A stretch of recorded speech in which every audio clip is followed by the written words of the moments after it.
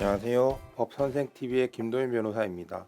오늘은 과거 양육비에 대해서 얘기를 나눠볼 텐데요. 과거 양육비가 문제되는 경우는 크게 세 가지 정도가 있습니다. 첫째, 부부가 이혼하면서 아이에 대한 양육비 등을 협의하거나 법원에 의하여 정하지 않은 경우가 있고요. 둘째, 혼인기간 중이라도 상대방으로부터 양육비를 받지 못하는 경우가 있고요. 셋째, 사실혼 등으로 인하여 혼인 외의 자녀를 본인이 홀로 양육한 경우가 있습니다.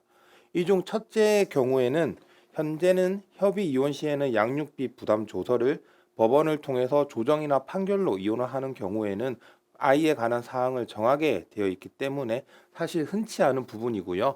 두 번째 케이스 같은 경우에도 나중에 이혼 소송을 하는 경우 혹은 이혼 소송을 하기 전이라도 이런 양육비를 별도로 청구할 수 있기 때문에 크게 문제되지는 않습니다. 실무적으로 가장 문제되는 건 바로 세 번째, 사실혼 등으로 인하여 혼인 외 자녀를 본인이 홀로 양육한 경우인데요. 이런 경우에는 일단 과거 양육비를 청구하기 위해서는 그 자녀가 아버지 또는 어머니의 자녀라는 게 확인이 돼야 됩니다. 그러한 절차를 아버지에 대해서는 인지 청구를 하게 되고요. 어머니에 대해서는 친생자 관계 존부 확인해소를 통해서 확인을 하게 되는데요. 우리 판례는 부모의 자녀 양육 의무는 특별한 사정이 없는 한 자녀의 출생과 동시에 발생하는 것으로서 일방의 양육이 그 양육자의 일방적이고 이기적인 목적이나 동기에서 비롯한 것이거나 자녀 이익에 도움이 되지 않거나 그 양육비를 상대방에게 부담시키는 것이 심히 형평에 어긋나는 경우를 제외하면 과거 양육비를 청구할 수 있다고 판시하고 있습니다.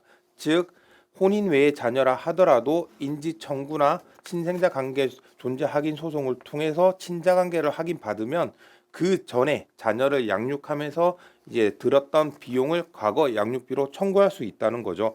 다만 과거 양육비를 청구함에 있어서는 한 가지 주의하셔야 되는 게 있는데요. 일반적인 양육비 채권의 경우 협의 이혼에서는 3년, 조정이나 판결의 경우에는 10년의 소멸시효에 걸리는데요. 이 과거 양육비의 경우에는 다행히도 아직까지 추상적인 법적 지위로서 그 내용이 확정되지 않았기 때문에 소멸시효가 진행하지 않는다고 우리 대법원은 판시하였습니다. 즉 과거 양육비의 경우에는 어떠한 기간이 지났다 하더라도 청구할 수 있는 것이죠. 다만 만약 그 자녀를 양육한 부모가 부 또는 모가 사망하였다면 어떻게 될까요? 즉 과거 양육비도 상속이 되는지에 문제가 있습니다.